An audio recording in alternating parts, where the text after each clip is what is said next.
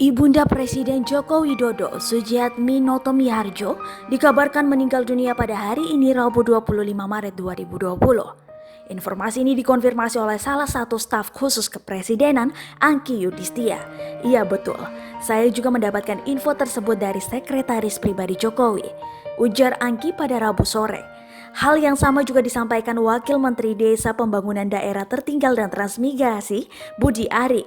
Innalillahi wa inna ilaihi roji'un. Yang Noto Miharjo, ibunda Bapak Presiden, wafat di Solo pukul 16.45 tadi. Ujar Budi Ari. Mohon doanya semoga almarhumah husnul khotimah, ujar Budi yang pernah menjadi Ketua Umum Relawan Pro Jokowi ini.